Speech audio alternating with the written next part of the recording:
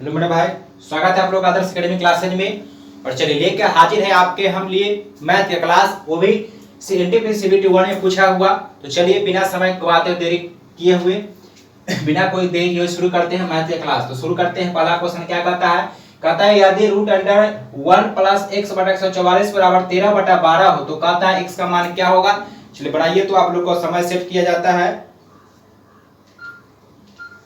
चलिए 1 मिनट का समय देते हैं मेरे भाई, बनाइए। तो इजी है, बन जाएगा 1 मिनट। पहला क्वेश्चन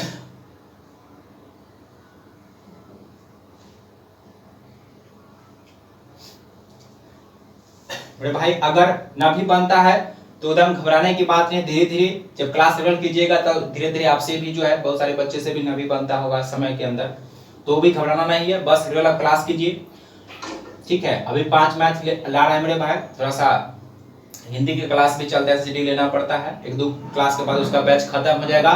उसके बाद जो है आपका डेली जो है 10 क्वेश्चन स्टार्ट चलने लगेगा। तो चलिए इसको बनाइए। तो चलिए समय खत्म होने का आधार पर फटाफट पढ़ाइए तो मेरे भाई।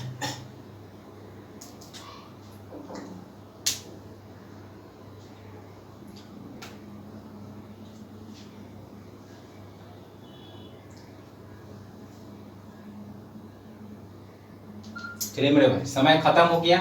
देखिए कहता है कि यदि रूट अंडर कहता है 1 प्लस कहता है इतना बराबर इतना दिया हुआ है, ठीक है। तो देखो इसको रूट को उधर ले जाइए। तो इसको जब अति करेंगे तो क्या हो जाएगा, ये हो जाएगा 144 प्लस x हो जाएगा और बटा में 144 हो जाएगा, ठीक है। ये एलसीएम लेंगे तो, और ये उधर जाएगा, ये रूट हो जाएगा स्क्वायर हो जाएगा। तो ये हो जाएगा 169 13 का स्क्वायर बटा 144 हो जाएगा। 44 गया बोरा में, 44 क्या गया बोरा में गया। x का मान निकाला है तो x को उधर को उधर ले जाएंगे तो क्या हो जाएगा 169 और माइनस 144 हटा दीजिए। कितना आंसर आ जाएगा मेरा भाई 25। आंसर क्या हो जाएगा ए नंबर। चलिए बना लीजिए। कुछ नहीं था मेरे भाई, कह रहा था कि 1 प्लस x बटा 144 बराबर 13/12 हो तो कह रहा था x बराबर हुआ। तो देखिए इसको जब हम सेम लेंगे तो 144 हो जाएगा। 1 से काटे 144 मरतबे तो आ जाएगा 144 प्लस x बटा 144 हो गया। या रूट उधर जाएगा तो इधर क्या हो जाएगा स्क्वायर हो जाएगा। 13 का 169 12 का 144 हो गया, ठीक है। ये से 44 से 144 गया बोरा में मेरे भाई। इसका मान निकालना, इसको ले जाएंगे उधर, ये चला जाएगा इधर। 169 माइनस 144 कितना गया 25। चलिए नोट कीजिए। देखते हैं दूसरा क्वेश्चन।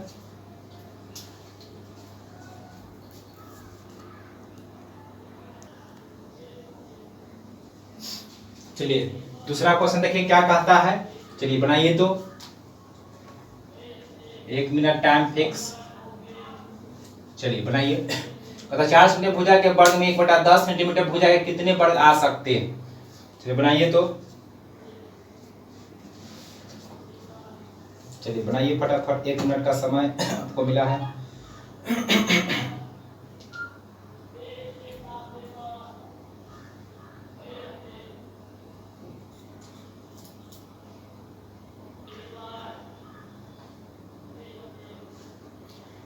सारे मैथ मेरे भाई अच्छे से नोट कर लीजिएगा, ठीक है। जितने एनटीपीसी सीबीटी 1 एग्जाम दिए होंगे मेरे भाई, तो आपको ध्यान में भी होगा कि आपके सेट में कौन सा मैथ पूछा गया होगा, ठीक है। तो सारे एनटीपीसी सीबीटी 1 में पूछा गया वो सारे क्वेश्चन लाते हैं, ताकि आपका सीबीटी 2 के लिए भी वो लगभग वही रहेगा। थोड़ा सा उसमें जो कैलकुलेशन जो है थोड़ा सा हार्ड हो सकता है। लगभग टाइप लगभग आपका मेरे भाई यही रहेगा। तो आपको अगर रेगुलर क्लास करते हैं तो सीबीटी 2 के लिए आपका मैथ भी जो है इजी हो जाएगा। चलिए तो समय आपका खत्म हो जाता है मेरे भाई। देखिए क्या कर रहा है कि 4 सेंटीमीटर भुजा के वर्ग में कहता है कि 1/10 सेंटीमीटर कितना भुजा आएंगे। तो बड़का वर्ग का क्षेत्रफल बटा छोटका वर्ग का क्षेत्रफल, बस निकल गया।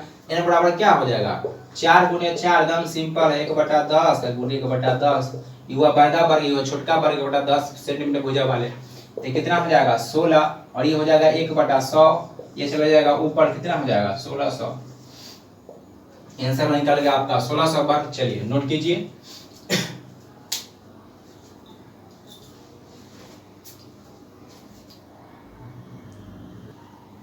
चलिए मेरे भाई तीसरा क्वेश्चन है ना। ये तो इस तरीके का भी मेरे भाई क्वेश्चन पूछा गया, नए तरीके का क्वेश्चन पूछा गया अरेंज करके।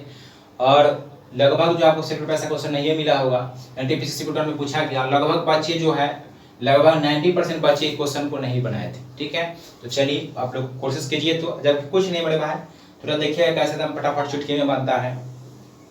चलिए आपके लिए 1 मिनट का समय स्टार्ट होता है, बनाइए तो फटाफट।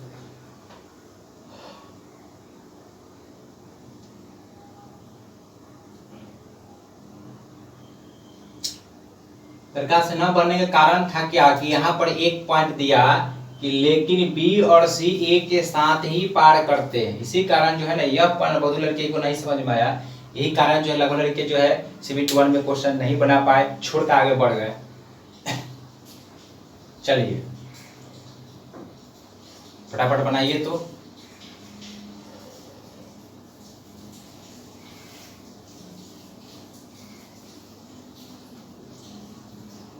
हाँ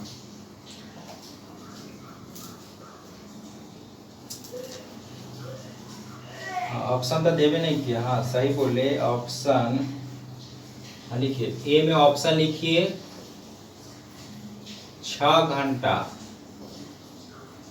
बी में 6.1/4 घंटा, सी में लिखिए 20 घंटा और डी में लिखिए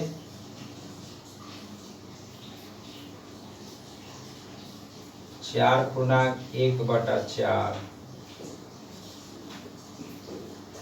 चलिए अब बताइए तो क्या होगा। चलिए आपका समय खत्म हो जाता है मेरे भाई। ठीक है,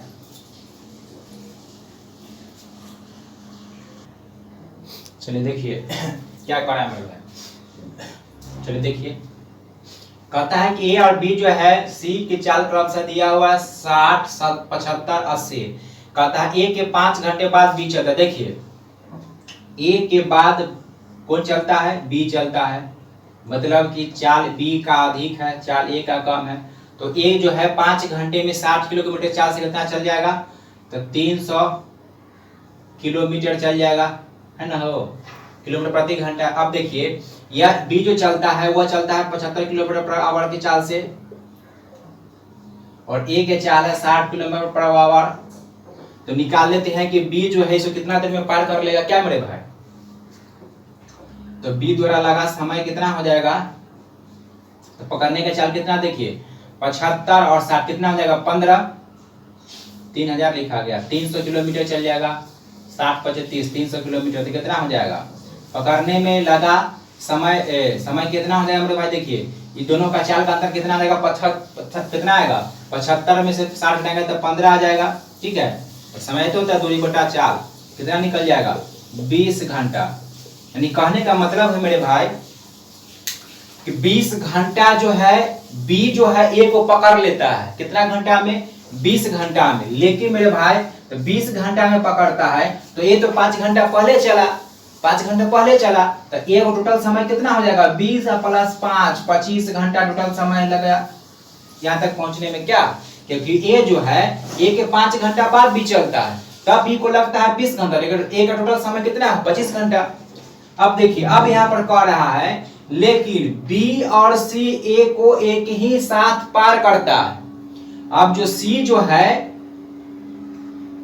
एक ही साथ पार करता है, देखिए तो ए का चाल निकल गया कितना, ए का चाल कितना है 75 किलोमीटर पर आवर है। ठीक है, तो देखिए ए द्वारा जो है बी द्वारा जो कुल दूरी तय कितना हो जाएगा मेरे भाई, तो 20 गुने उसका चाल कितना है 75 यानी 1500। तो बी जो है वह ए को पार किया तो टोटल दूरी जो है वो अपना तय किया 1500। कितना दूरी तय किया, टोटल 1500 किलोमीटर तय किया, क्योंकि ए को पार करने में तो 20 घंटा लगता है। तो इसका मतलब कि 20 घंटा में बी तो टोटल दूरी तय करेगा कितना, तो टोटल दूरी तय जो करेगा वो 75 किलोमीटर के चाल से करेगा मेरे भाई, 75 किलोमीटर चाल से करेगा, 75 गुने 20 घंटा लगाता है पार करने में, तो लगा 1500। अब देखिए कहता है कि बी और सी भी ए को एक के साथ पार करता है, यहाँ पर बी और सी भी इसको पार कर लेता है। इसका मतलब कि सी जो है सी के लिए भी दूरी कितना 1500 किलोमीटर दूरी होगा ना। अब पूछ रहा है कि एक कितने देर बाद चला, तो सी का निकाल लेते हैं। सी कितने चाल से चल रहा है मेरे भाई, तो सी को लगा समय कितना हो जाएगा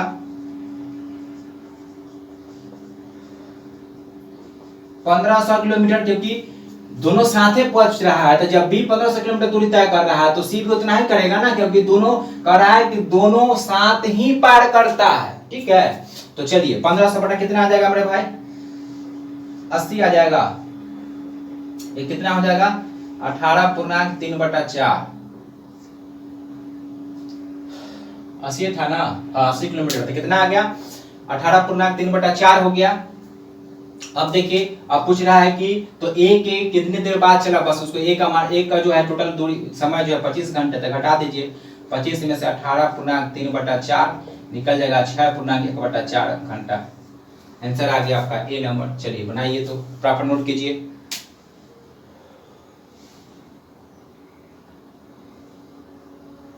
ठीक है, चलिए फिर से समझिए मेरे भाई।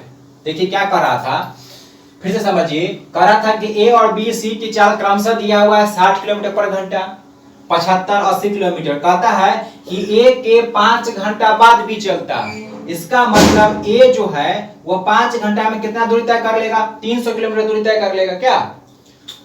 अब देखिए 300 किलोमीटर दूरी तय करेगा, और कहता है बी को, तो बी जो है और सी जो है एक ही साथ एक को पार करता है। तो पहले जो है बी जो है, अब इसके 5 घंटा बाद चलता है, तो बी तो ए तो चल गया 300 किलोमीटर ना, तो यहाँ पर ए निकाल लेंगे कि ए जो है इसको कितना समय में पार करेगा पहले क्या, तो कितना समय में पार करेगा। तो दोनों के बीच की दूरी 300 किलोमीटर, ये 60 किलोमीटर से चलता है, 75 किलोमीटर चलता है, पकड़ने का चाल 15 किलोमीटर पर आवर हो गया, 2 में भाग कर दिए 20 घंटा लगा। तो 20 घंटा में इसको क्या किया, आगे हो गया, मतलब पकड़ लिया। अब 20 घंटा में टोटल दूरी जो तय होगा वह कितना दूरी तय होगा, तो 75 किलोमीटर चाल से चला, तो टोटल दूरी कितना हो जाएगा 1500 किलोमीटर। अब कहता है कि एक वो बी तक जो पहुंचने जो पकड़ा उसमें टोटल दूरी तय किया इस बी ने कितना 1500 किलोमीटर। तो अब सी भी जब इसको पकड़ेगा तो ये भी दूरी तय करेगा, सी को कितना भी दूरी, उसके लिए भी 1500 किलोमीटर दूरी होगा क्या बड़े भाई। तो अब सी निकाल लेंगे, सी को जो है ये तो एक को पकड़ने में कितना समय लगा, तो एक का चाल कितना है 80 किलोमीटर पर आवर है, 80 किलोमीटर भाग देंगे तो कितना कट गया 18.3/4 हुआ, और ये जो टोटल समय कितना है 25 घंटा आएगा क्या। तो बस इसमें से घटा दीजिए, 6.1/4 घंटा के बाद जो है हो गया आंसर, निकल गया ये। चलिए नोट कर लीजिए, देखते हैं चौथा क्वेश्चन।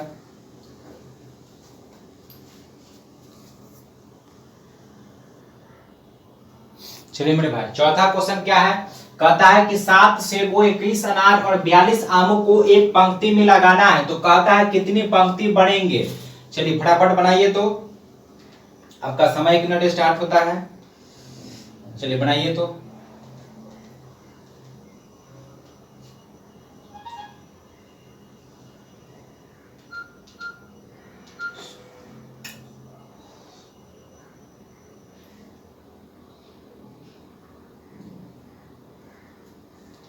बस कुछ नहीं करना है मेरे भाई, एसीए पहले निकाल लीजिए, ठीक है। कोशिश कीजिए, ऑप्शन 5 है, 10 है, 15 है, 20 है।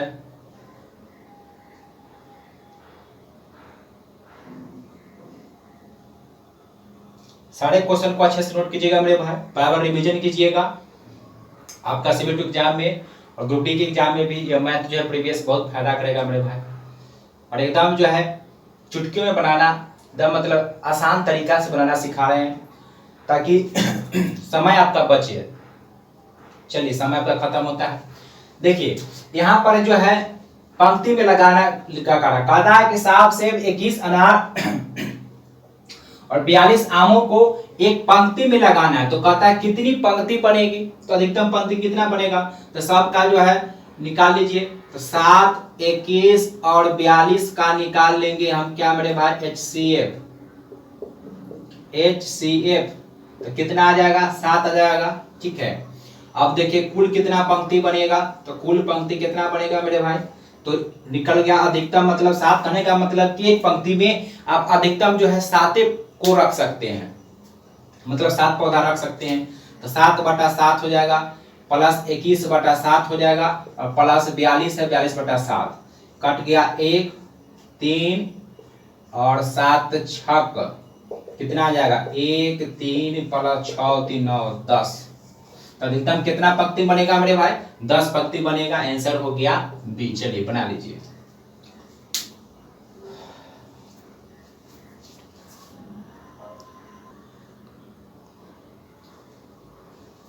चलिए मेरे भाई, इस टाइप का भी रूटीन में देखे होंगे, एनटीपीसी में खूब पूछा गया। चलिए 1 मिनट का समय दिया जाता है, फटाफट बनाइए। तो इसका आंसर क्या इतना आएगा?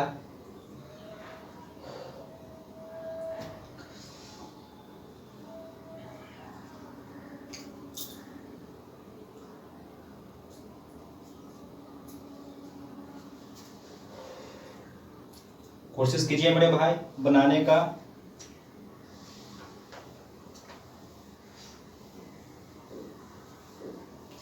मंडे फ्राइडे जो साइंस और स्ट्रेटेजी का डिस्कशन चलता है मेरे भाई, उसको रेगुलर क्लास कीजिएगा, क्योंकि उसमें लगभग जो है प्रीवियस ही क्वेश्चन आता है।